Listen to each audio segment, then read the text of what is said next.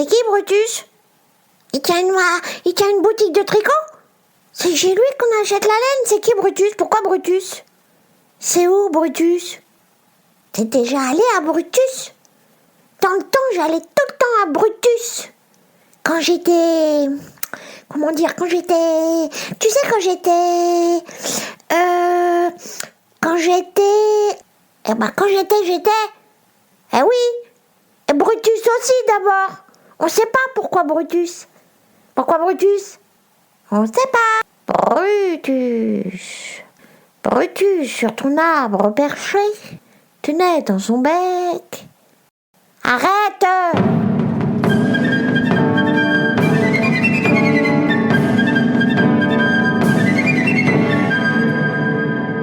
Il était une fois Brutus, 545-509 avant Jésus-Christ.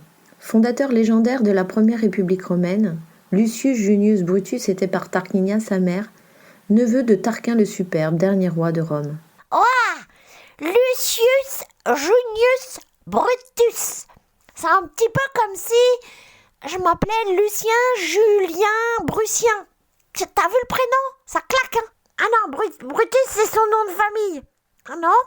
Écoute, il était par sa mère qui s'appelait Tarquinia. Dis donc, ça fait beaucoup de monde, hein? C'est des Tarkiki, des Tarquinia, des Carti. Compliqué ton histoire. T'arrêtes, hein? Justement, le temps ne s'arrête pas. Et c'est pourquoi il est parfois si difficile d'écouter et d'entendre le récit de l'histoire. Oui, d'accord, j'écoute. Ouah, c'est mieux que le jeu des 7 familles, hein? Tarquinia, Tarquin, Tarquinien, Tarquin, ça fait plein de noms, je comprends rien du tout. Est-ce si important de comprendre? Bon, c'est pas grave, on continue. Oui, écoute, un jour, un serpent sortit de l'un des piliers du palais. Ouah, ça fait flipper, ça. Ouah, ça fait peur. Un serpent à sonnette? Ou un serpent venimeux? Ou c'était juste une couleuvre? C'était qui? Reprenons. Le serpent surgit de derrière la colonne. Oui, d'accord, je me tais, j'écoute, d'accord. Le roi envoya ses fils, Titus et Arins, à Delphes, afin de consulter l'oracle sur ce prodige. Ah oui, c'était pas un serpent en fait, c'était un prodige. Comme les enfants prodiges. Ah non, c'était un serpent. Mais c'était un prodige. C'est quoi un prodige? C'est un petit peu comme un miracle, c'est ça?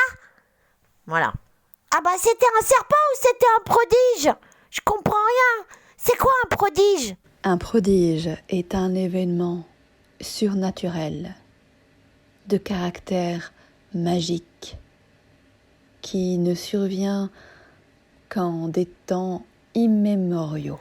Waouh! S'étant rendus en Grèce, les princes, en plus de leur mission, demandèrent à l'oracle de leur dire le nom du futur maître de Rome. Oh l'autre, ils veulent tout savoir avant de... C'est comme s'ils voulaient savoir c'était qui le nouveau président de la République alors que la République, elle n'existait même pas encore.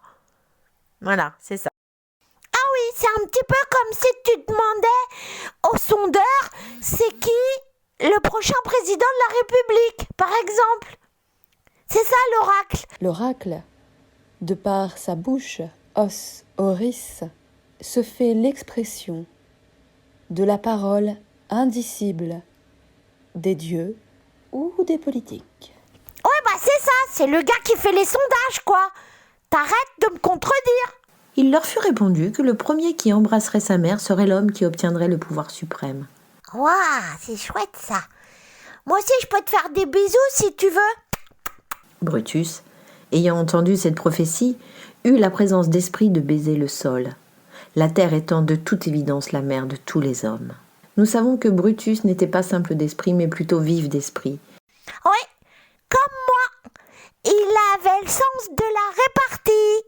Il savait ce qu'il faisait, il était intelligent. Et oui, et il montrait là son ambition et le désir qu'il avait de remplacer lui-même le roi à la tête de l'État. Ce même roi, le roi Tarquin le Superbe, déclara la guerre à la riche cité. Durant le siège, Sextus, son fils, viola Lucrèce, la femme de son cousin Lucius Tarquin. J'ai rien compris à ton histoire, c'est n'importe quoi. Sextus qui viola Lucrèce, c'est qui Lucrèce? Lucrèce, c'est la femme de Lucius. Ils sont space dans la famille. Oui, bon. La victime demanda à Brutus de venger son honneur. Ah oui, c'est comme MeToo, ça. Ah oui, parce que, tu vois, hein, depuis 545 ans avant la naissance de JC, c'est encore le problème, les femmes qu'on viole. Toujours. Tu vois un peu? MeToo, on n'est pas rendu à l'oche, hein, les filles. Brutus demanda alors en échange la complicité de Lucius pour chasser les Tarquins et établir la République de Rome. Ah bah, tu vois, je te l'avais dit. C'est pour savoir c'est qui le premier président de la première République de Rome. Et c'est... Ding, ding, ding, ding, ding, ding, c'est... Brutus. Voilà, c'est ça. Il commandera l'insurrection qui conduira au soulèvement des Romains, à l'abolition de la monarchie et à la création de la première République romaine. Ayant découvert que ses propres fils, Titus et Tiberius, conspiraient contre lui en faveur de Tarquin, il fit empoisonner les traîtres et condamna ses fils à la flagellation et à la décapitation. Quick. Toi, tu me parles mal, t'as pas fait tes devoirs. Quick. Toi, tu veux me voler ma cité républicaine.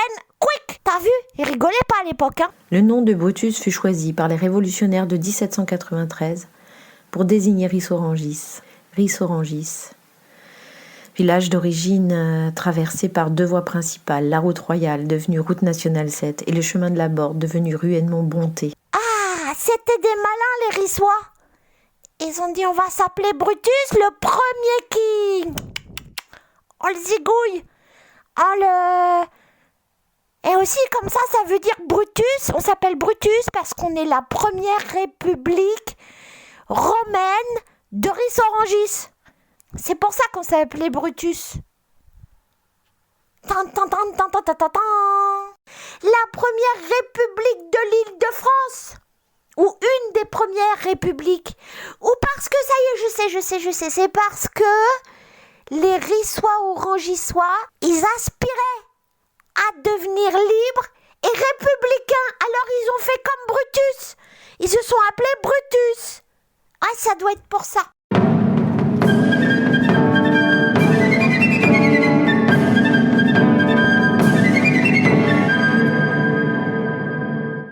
En cherchant l'origine du mot tricoter, j'ai découvert à la fois la prégnance de ce signifiant féminin et l'existence des citoyennes tricoteuses durant la Révolution.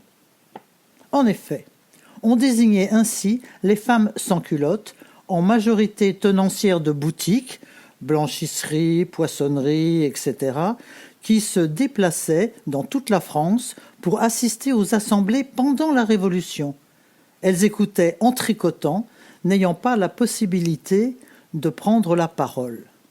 De là vient l'expression « une tricoteuse », terme péjoratif qui désigne une femme aux opinions révolutionnaires.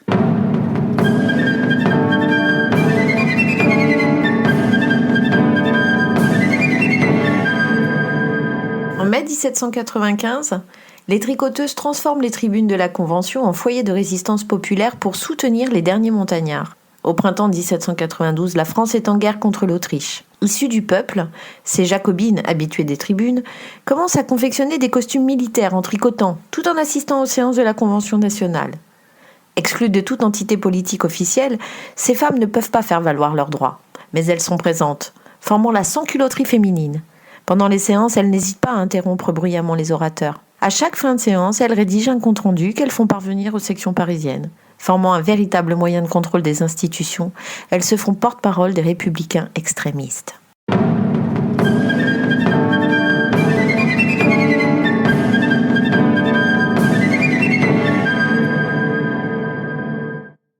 Les tricoteuses étaient désignées également comme des bacchantes buveuses de sang, car elles assistaient en tricotant à la guillotine pour voir tomber les têtes et être sûres de la mort de l'ennemi de l'intérieur.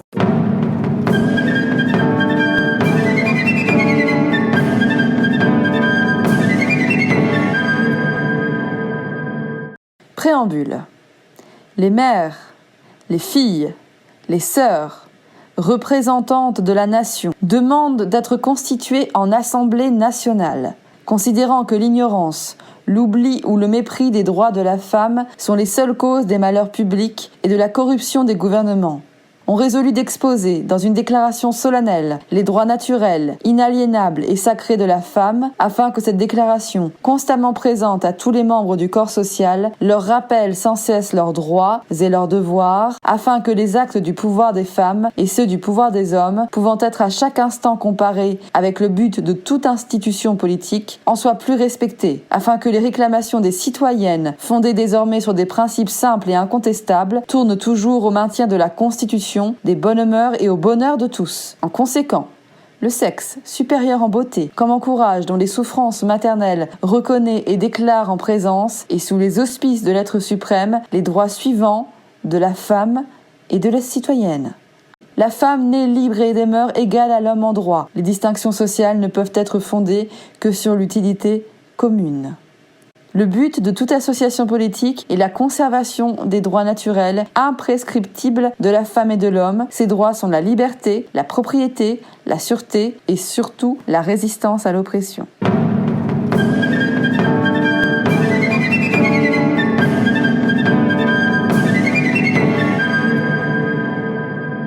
La femme a le droit de monter à l'échafaud. Elle doit avoir également celui de monter à la tribune.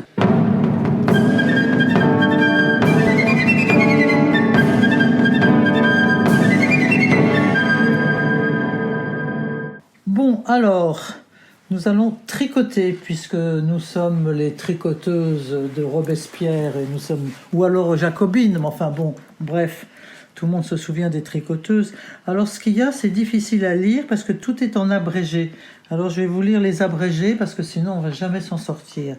Alors voilà la liste des abréviations.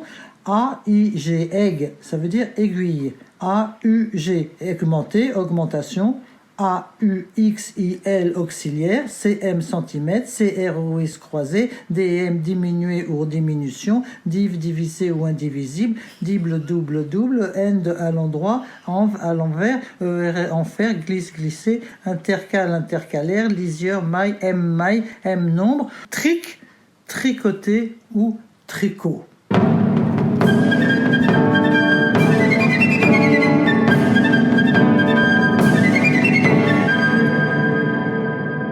Ce féminisme théorique entraîne l'adoption de plusieurs décrets qui visent à améliorer la condition des femmes. Reconnaissance des droits des femmes dans les successions, 8 avril 1791, institution du divorce 30 août 1792, admission des femmes comme témoins à l'état civil 20 septembre 1792. Alors, l'année 1793 est marquée à Paris par un fort engagement politique de femmes. Ces femmes furent l'un des maillons les plus actifs du mouvement révolutionnaire à Paris et en province. De ce fait, ces tricoteuses ont laissé dans la mythologie collective une image fantasmatique, souvent faussée, celle de monstres assoiffés de sang, aux antipodes d'un ordre naturel dans lequel la femme doit remplir son rôle de mère et d'épouse aimante, sans s'engager dans une quelconque activité politique qui la ferait sortir de la sphère privée. Cette vision négative de la femme a conduit les autorités à tenter de réprimer cette sans-culotterie féminine à partir des années 1794-95, lors de la réaction thermidorienne. Dès l'automne 1793, les clubs féminins, et en particulier celui des citoyennes républicaines révolutionnaires, sont interdits et les femmes se voient refuser le droit à la citoyenneté qu'elles revendiquaient depuis la déclaration d'Olympe de Gouges. Cette dernière sera d'ailleurs exécutée sur l'échafaud 13 Brumaire de l'an 2, 3 novembre 1793, pour ses prises de position girondines. La répression à l'encontre des tricoteuses de Robespierre se durcit à la suite des journées de Thermidor, 27-29 juillet 1794, durant lesquelles les robespierristes furent arrêtés et exécutés. Le premier prairial de l'an 3, 20 mai 1795, la Convention interdit aux femmes l'accès à ces tribunes. Elles sont pourchassées durant la nuit, puis 3 jours plus tard bannies de toute forme d'assemblée politique et de tout attroupement de plus de 5 personnes dans la rue. Tenir les femmes à l'écart de la vie politique, quel que soit le parti dont elles se réclament, reflète les craintes de la société quant à la possible violence des femmes, qui a parfois pris des proportions démesurées en l'an 2. Le bilan de la Révolution française apparaît donc mitigé pour les femmes. Si on leur reconnaît désormais une personnalité civile et une certaine égalité par rapport aux hommes, en matière de succession, de majorité civile ou de divorce, elles sont pour autant exclues des débats politiques et il faudra attendre la loi du 2 novembre 1945 pour que le droit de vote leur soit accordé, puis la Constitution du 27 octobre 1946 pour que l'égalité des hommes et des femmes dans tous les domaines soit établie.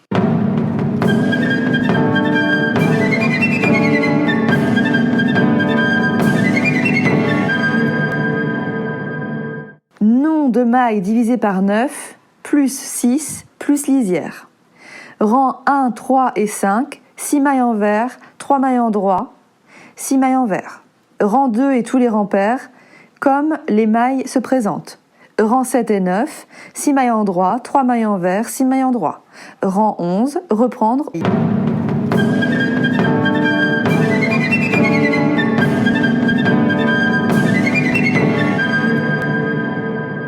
Pendant ces réunions publiques, les femmes se font vivement entendre. « C'est vrai ça, il y en a assez, il est temps que l'on soit respecté. » C'est peut-être la photo mauvaise récolte? Moi, je veux prendre la parole. Le pain est de plus en plus cher et de moins en moins bon. C'est une honte, on méprise le travail du peuple. On paye trop d'impôts. On nous a saigné à blanc en permanence. Moins vite, je n'arrive pas à tout écrire. Et alors ? Comment fait-on pour nourrir nos familles ? On crève de faim, assez !